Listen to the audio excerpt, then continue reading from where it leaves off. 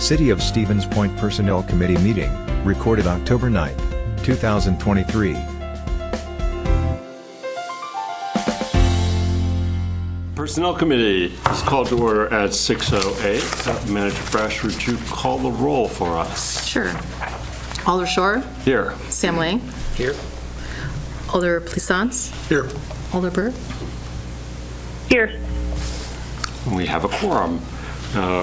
Item 2 on the agenda is the classification and compensation study presentation by Baker Tilly. There are hard copies, some extra hard copies over on the table there. We're going to get a presentation, and I'll thank Baker Tilly for the work on this and in advance for the presentation, and then hand it over to them. Sure. One question, if I may, Mr. Chairman.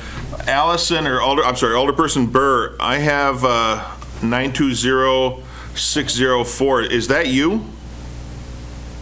Yes, it is. That is. Okay, I have you on here twice, just for the record, so we know that who that is.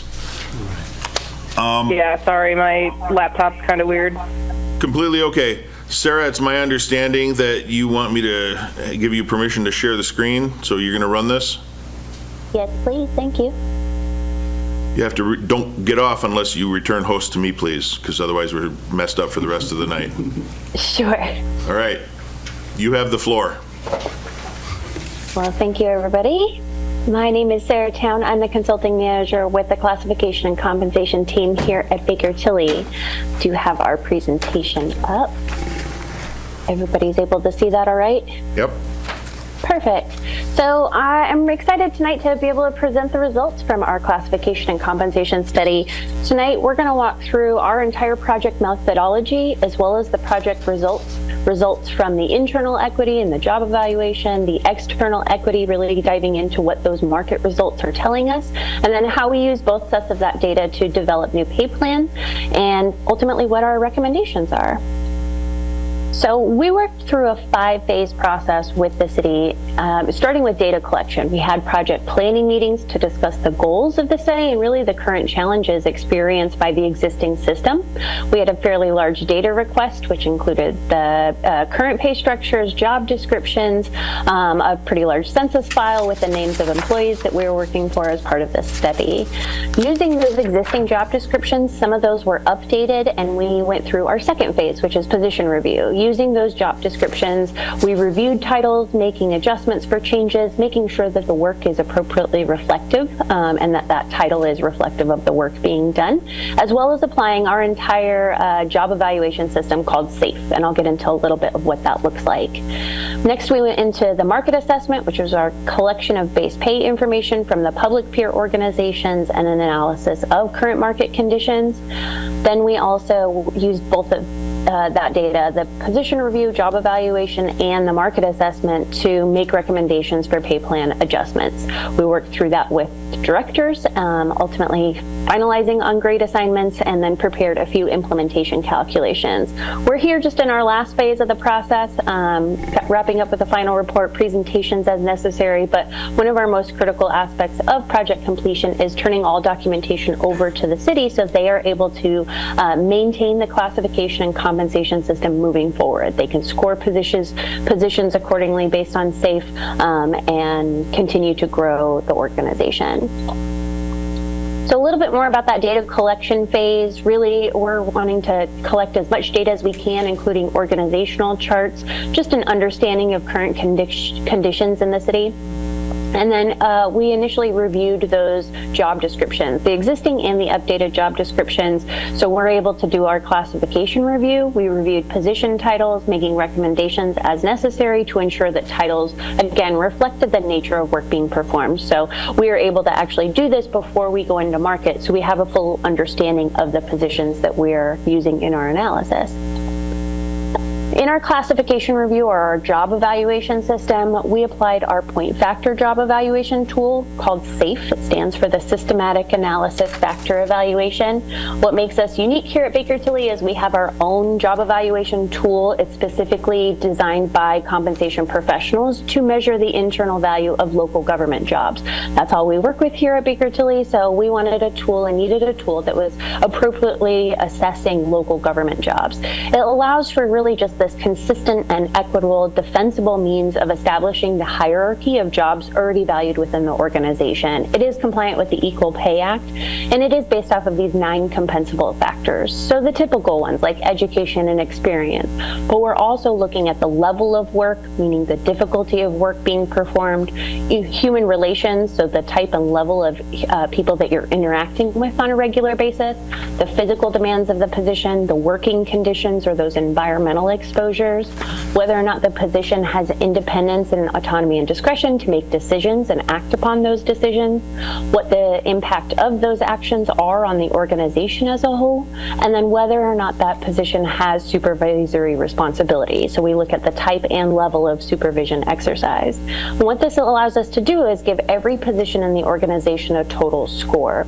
So we were able to teach HR how to do this point factor evaluation system, and this is what we turn over to the city at the end, so they're able to continue maintaining the system. So as positions grow and change and evolve, they're able to use the SAFE system to reevaluate positions. And likewise, once we're inventing new positions, the city has a need for a new position, we can score it based on SAFE and determine the appropriate grade assignment using this methodology. Our third phase is that market assessment. So we work with the city to identify public peer organizations. These are really the organizations that look like you, work like you. They may be similar in size, such as revenue, population, or number of employees. We wanted to make sure we have a diversity of services provided. These may be geographically close to you, but ideally these are organizations that you're losing talent to. So these are who you're in competition for talent with in the market space. Those public peer organizations are then incorporated with our private sector data. We use published salary source data coming from surveys. Private sector companies can't call each other up and ask what you're paying your employees. They're bound by anti-price fixing legislation, so they use these surveys. That's what we used as well to represent the private sector component in our data set. But overwhelmingly, the majority of the data is coming from those public peer organizations. We put out a survey that not just includes the benchmark positions, which is really just the title that we're looking for, but we also include the summary of work as well as the minimum education and minimum experience requirements for those positions. Those were actually reviewed by directors before the survey went out, so we had a very good understanding of the positions that we are including in market.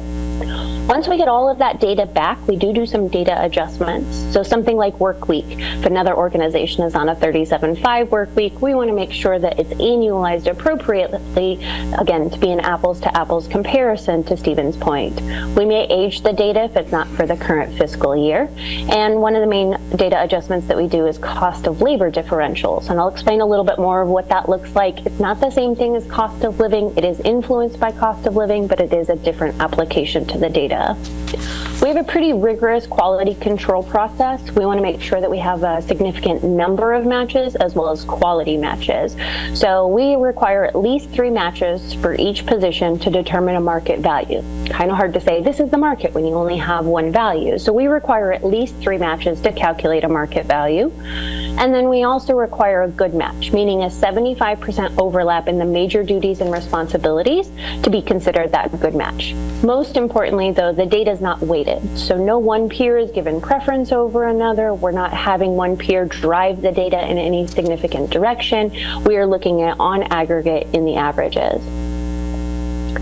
So the city identified these 10 public peer organizations to be included in the study. We were able to collect and compile data from all 10 of those.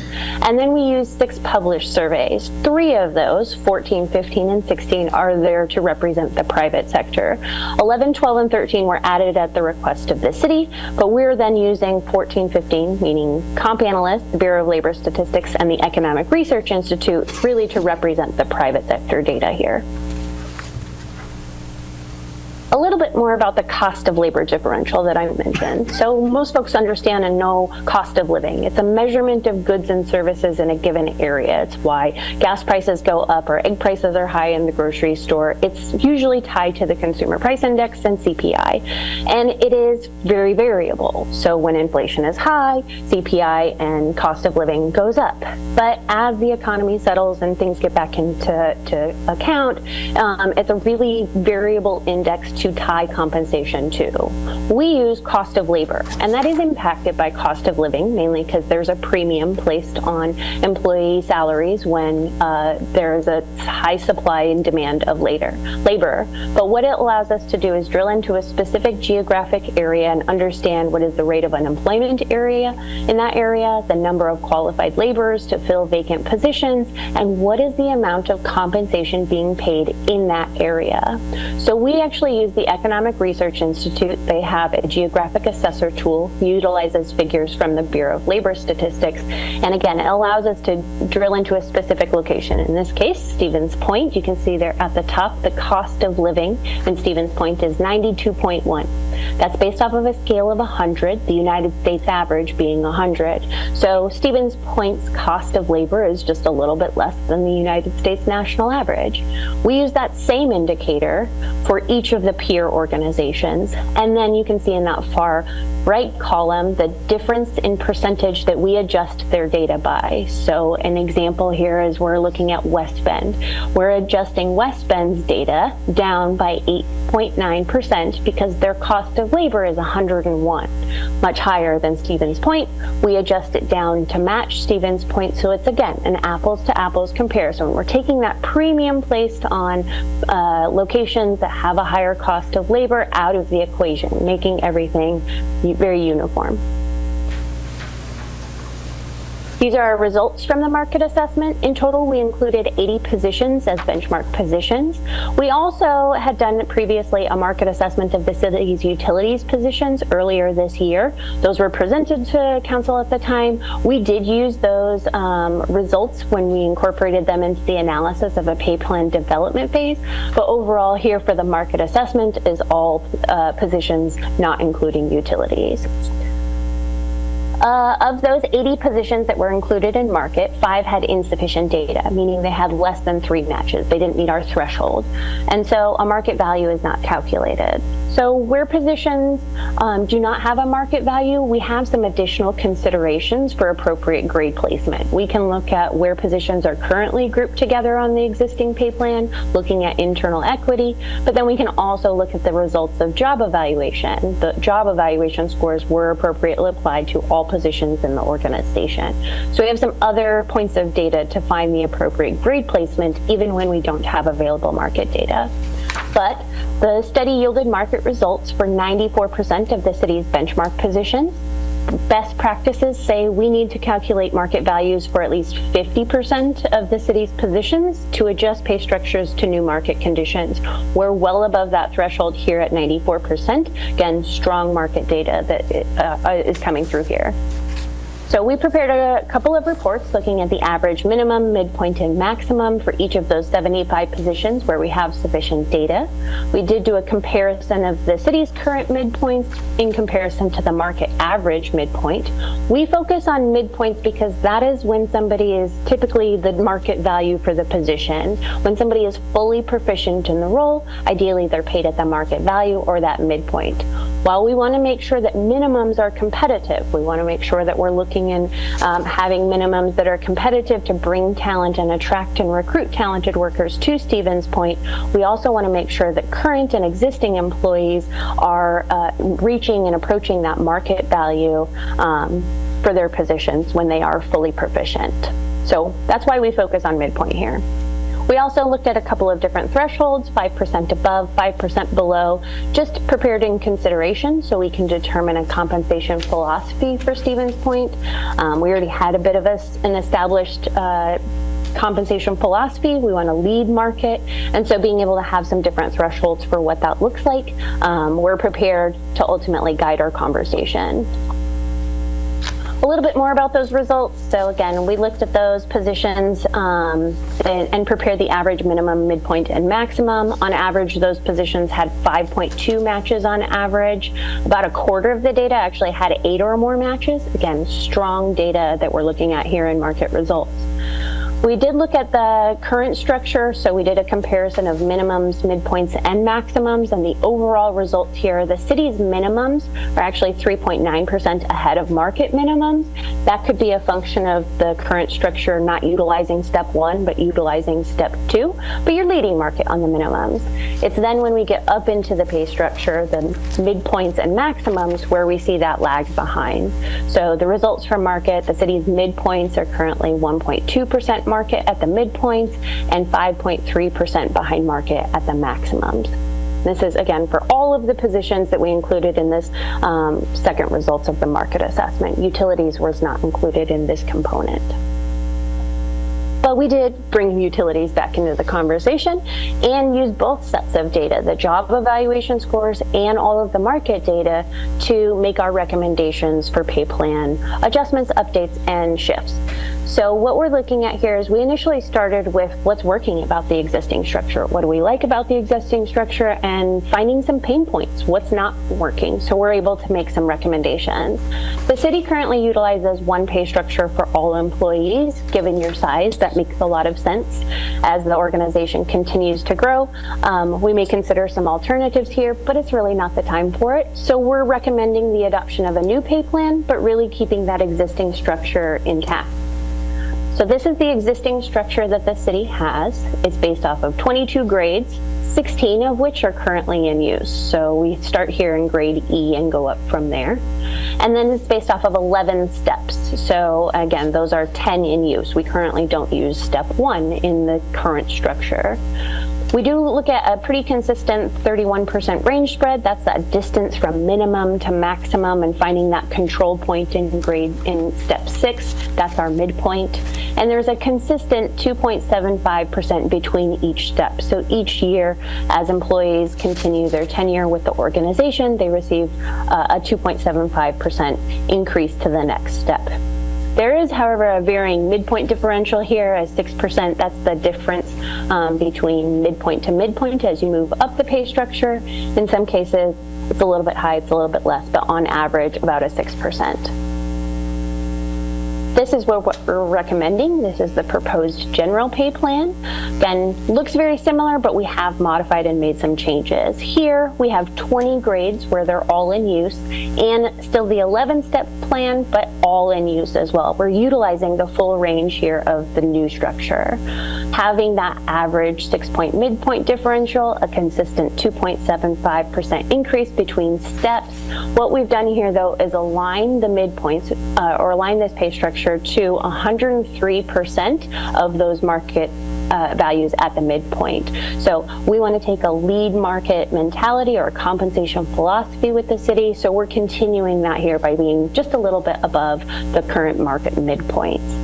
What that allows us to do is shift the entire structure to meet that compensation philosophy, and as a result, our new minimum wage has increased. So what we're proposing is a new minimum wage for the city of $19.43. That's compared to what it is currently, which is $18.87.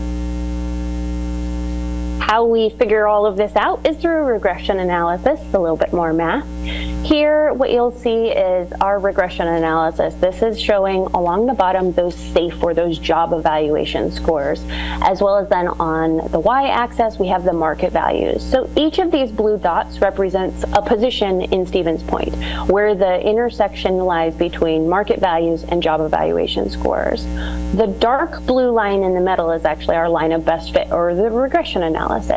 What we show here is a 90% correlation between SAFE job evaluation scores and market.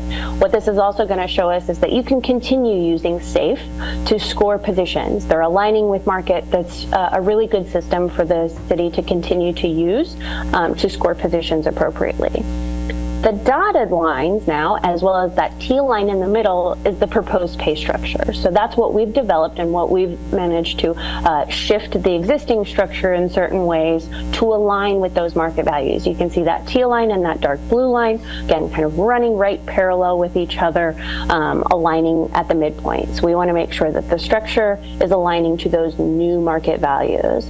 Now, this doesn't reflect grade assignments, but it does allow us to understand what is the existing structure and how should we shift the existing structure to meet the new data that we collected. From here, we go into grade assignments.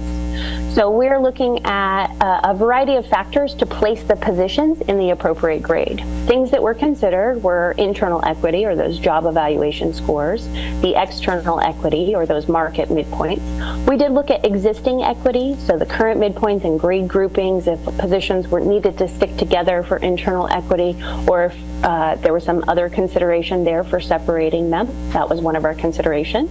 We do look at career progression, so again, making sure that there's a natural incentive for individuals to take on more responsibility as they move up the pay structure. And then we also looked at supervisor versus subordinate separation. Again, we want to make sure that there's enough distance there, that there's, again, a natural incentive for employees to take on additional responsibilities and aspire to be those supervisors.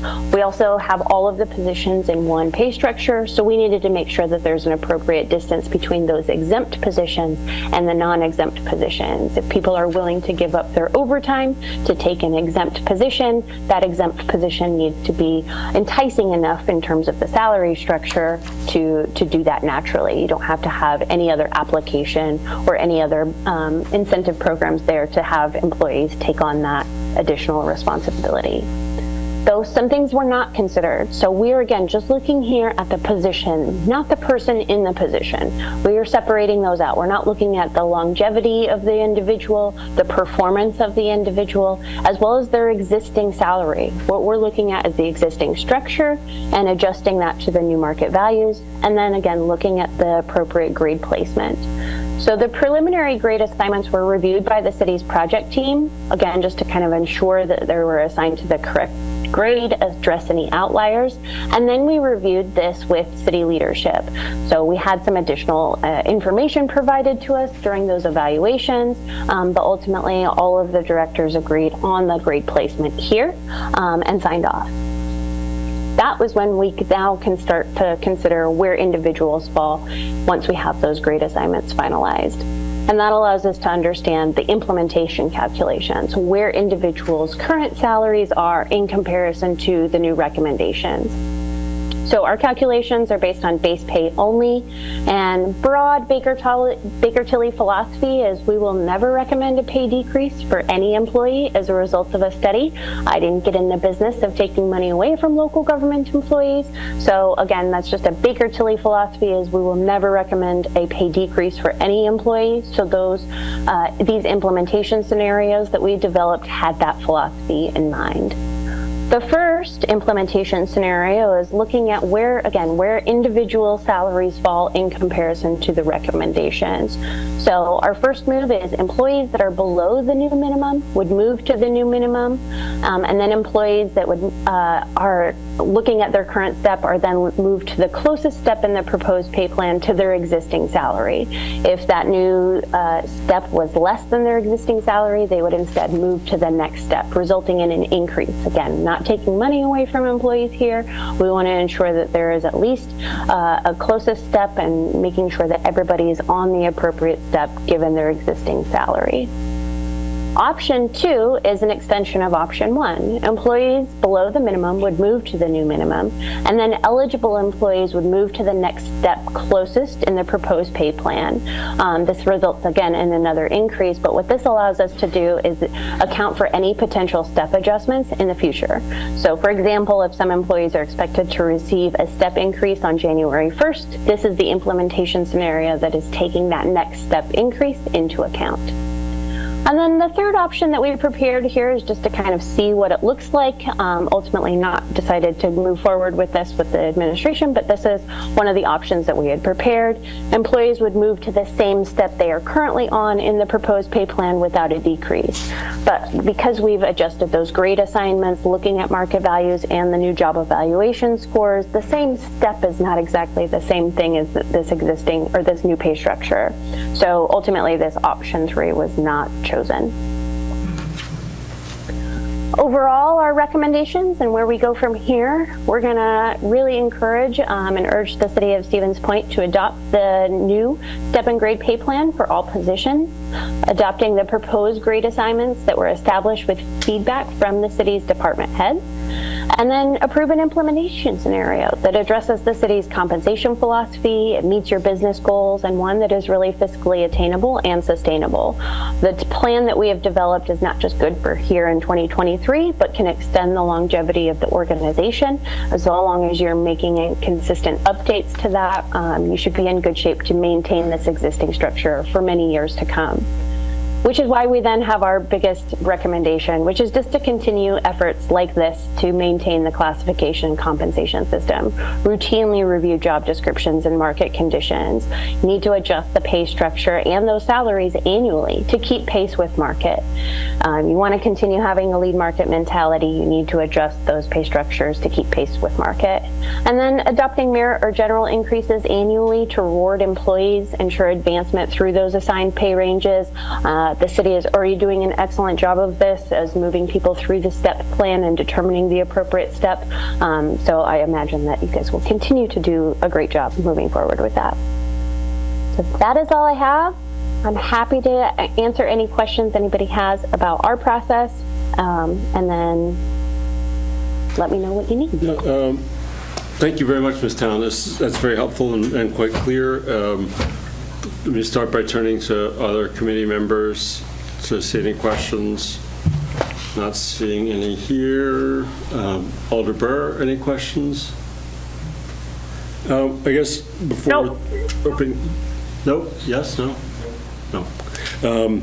Before opening it to others, just picking up on the last thing that you said in terms of keeping updated. So, obviously, this is a total picture, looks at a lot of positions. I'm trying to understand sort of how much this is sort of a system meant to be solid, meant to kind of make things equitable, and potential tension between that and updates and changes. Yeah, that's an excellent question. So when we approach projects like these and really the system that we have designed for the city, right now we need to be able to have a system that is adjusted to new market conditions using the new data that we collected both from market and scoring all the positions in terms of job evaluation. This is really meant to be a reset and establish a recalibration to those new market conditions. Again, now that we've also had all of the grade assignments, the positions reviewed and scored to the appropriate grade and got feedback from the directors based on those positions, ideally the system is set to where you can make annual adjustments to keep pace with market. But if we kind of see a lot of positions that are getting in that hard to recruit, hard to retain territory, which I would imagine is probably 5-6 years down the road, if you're making those annual adjustments, that's when we then need a new recalibration to the system. But ideally, when we set these pay structures, they should be good anywhere between 5 to 7 years. Okay. So in the near term, there shouldn't be the kinds of shifts that would prompt those kind of adjustments. Based on 2023 current standards, absolutely. So that's not accounting for any adjustments that you plan to make in 2024. So is that a way of saying that certain fields of work, there might be spikes, there might be shortages or spikes in demand, and that those will sort of be they'll tend to be dramatic enough and noticeable enough that they'll sort of pop down the line? Yeah, so one of the beautiful parts about what we've done here is taken market values for 94% of the city's positions. So we understand what positions are moving at rapid paces or at different paces in the market. So while we kind of take that temperature of the market right now and make grade assignments based on that market data, if you're making periodic annual increases that are adjusting the structure overall, that's going to have a strong impact on the majority of positions. The majority of positions we just kind of see slowly trick up every single year. That is to say there are some positions that are hot jobs, and so they do spike in the market. That is something that you would be able to see if you are regularly taking the temperature of market. Ideally, when we make our recommendations, we're saying you should be evaluating about a quarter to a third of your jobs annually in the market, just to take a temperature. Thank you. Anything to add, Mayor or Personnel Manager? Go ahead. I do have a few things to add. So we've been working on this process for about 6 months now. All of the directors are involved. We've gotten feedback from departments to make sure that the data is accurate, the job descriptions are accurate, which provides us then an accurate SAFE score, provides us accurate market data. There were a few things that we had to kind of discuss and figure out where they fell as far as internal equity. But I think overall we have a pretty good product. If you read the memo, the overall plan is pretty decent, provided we follow through with it through the end of the year for 2024. The one thing I wanted to point out, though, because it was brought up, the city received about a little over $860,000 in additional shared revenue as a result of the budget. This plan, as outlined in the memo, if implemented fully, takes almost 800,000 of that. So as it stands, if we implement the plan as presented tonight, we have a shortfall in the operational budget of a little over $100,000. We won't know the exact number until we get this approved and we can plug everybody into the system. And we've already talked to department heads about how we want to address that. So when the committee and subsequently council approves the plan, whatever that final number is going to leave us an operational deficit. We've got a couple of options on making that up. 2023. 2024. 2024, okay. Yep, this will not get instituted in 2023. Yep. This will take effect January 1st, 2024, whatever is approved. Very good. That will leave us, though, with an operational deficit. And we've talked internally about how we want to recommend addressing this. Some will lead, we had earlier said that the staff could increase their budgets about 3%. This will be the first increase, mind you, in 4 years that they've allowed, or we've allowed, because it was 0%. We had to take that back pretty quickly, and that's unfortunate. So this will be the 4th year in a row that our departments have had a 0% increase in their operational budget, which means they make cuts every year. So we looked at potentially further cuts. We looked at our funding for some of the non-city agencies.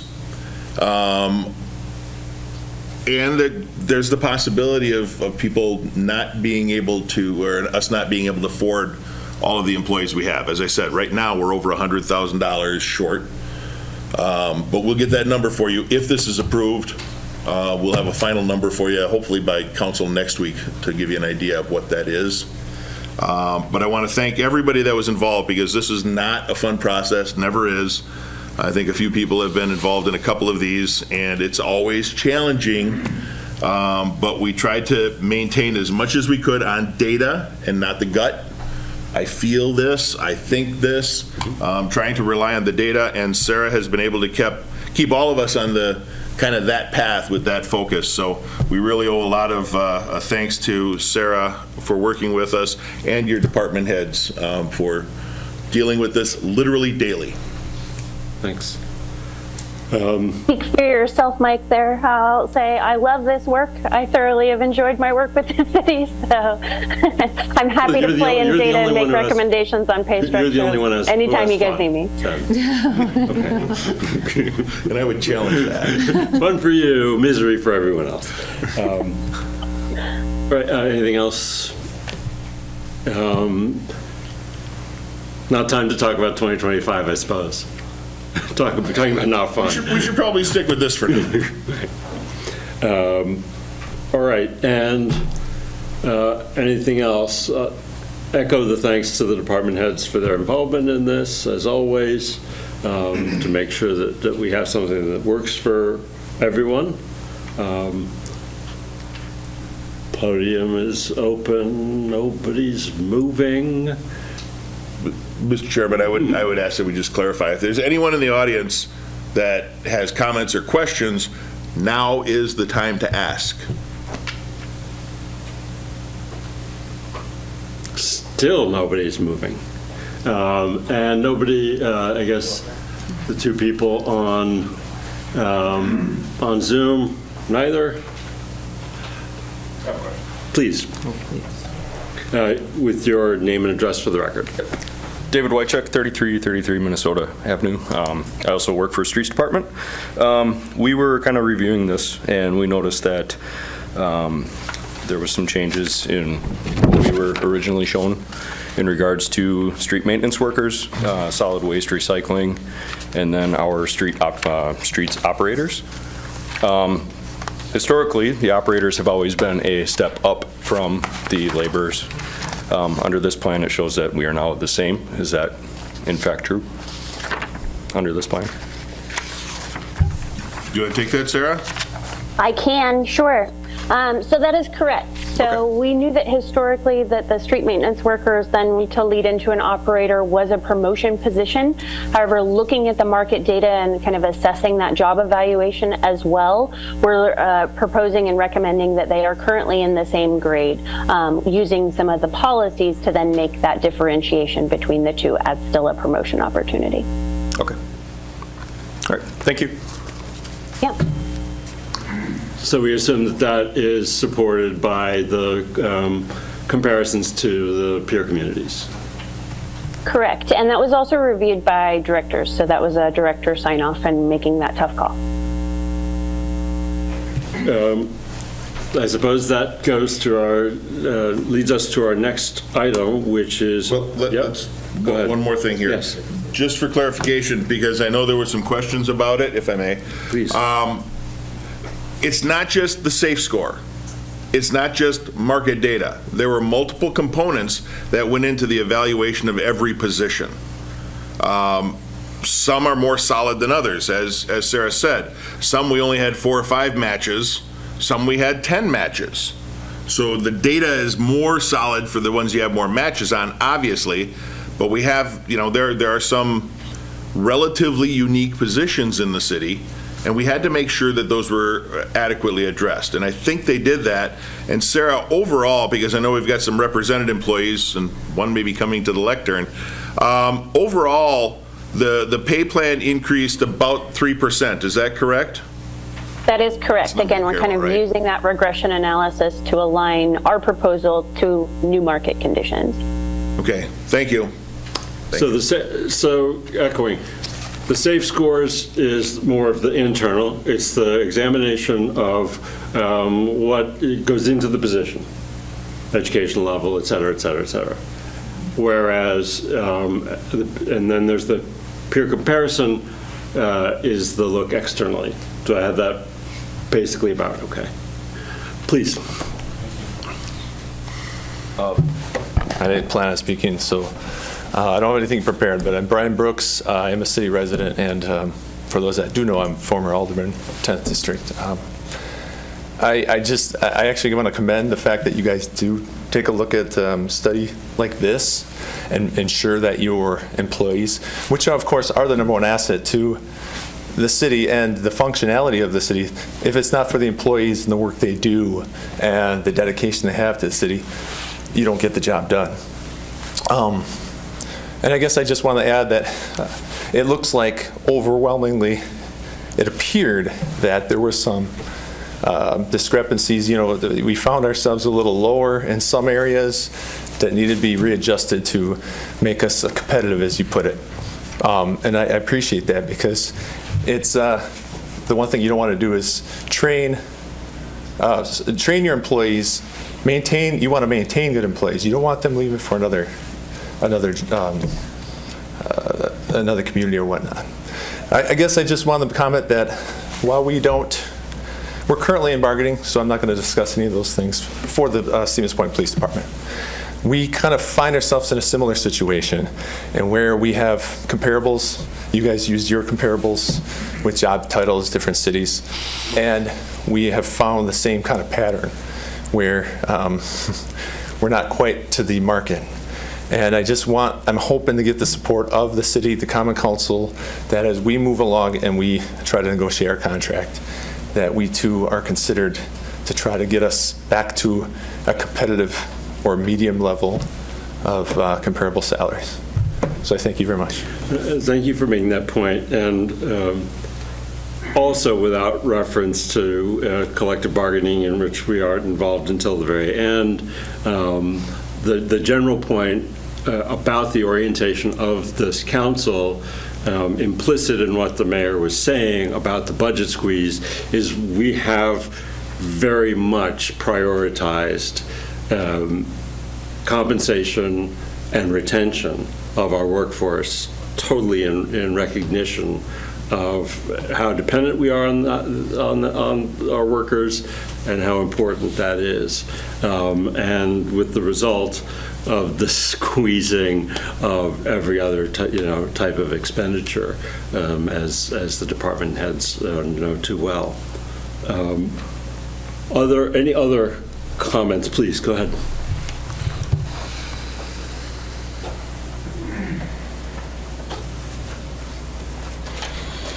Kenny Rozak. I live in Custer, and I also work for the city street department.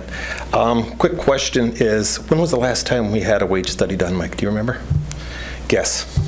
2017? Okay, so if we did one in 2017, how long We had a is the market survey in, when did we do the 21? market survey? 20, 21? 21? 21. How long is the life expectancy of a wage study? As Sarah said, 5 to 7 years. Okay, so what throws a wage I'll study clarify. off? Oh, sorry. Go ahead, I'm sorry. Yeah, a pay structure like the one that we've developed for the city is good for 5 to 7 years. An actual market assessment or salary study should be done pretty regularly. It's Okay. a quarter or a third of your positions annually. So what throws this off kilter that you have to keep doing this every 5 years? Does the COLA affect this? If you do not pay, COLA obviously is the cost of living adjustment. If you do not keep up with the COLA yearly, does that throw this off and force us to do this earlier than we would normally do this if you do not keep up with the COLA? Yeah, that's an excellent question. So because knowing that your last study was 2017, we've just seen incredible market movement for local government positions in the past 3 years. Okay. So it was time for the city to undergo a full market study of not just utility positions, but all positions in the organization to really recalibrate a system to new market conditions. There are positions that are just moving at incredibly different rates in the marketplace right now. So getting a kind of a temperature for all positions in the organization. And then absolutely, we want to make sure that we're adjusting the structure annually to keep pace with market, one that is fiscally sustainable but also attainable. So one that we can financially afford, but then sets you up for several years of that same lead market compensation philosophy. So long as we're applying those consistent COLAs and taking temperature of what those market adjustments are on an annual basis, and just in the past 3 years, we've seen COLAs kind of all over the board. I think it's going to be settling out, in my professional opinion, here in the next couple of years. But just so long as, again, we're making those consistent COLA adjustments on an annual basis, this pay structure should hold for at least 5 to 7 years. Thank you. You bet. Thanks. Anyone else? Hearing none, our next agenda item is adoption of the 2024 pay plan, and I would entertain a motion. I'll make the motion. Moved by Hassan. Second. Seconded by Lang. All in favor signify by saying aye. Aye. Aye. Any opposed? The motion carries, and the recommendation to council is to adopt the pay plan. Our agenda is exhausted, and the Personnel Committee adjourns at 6:51.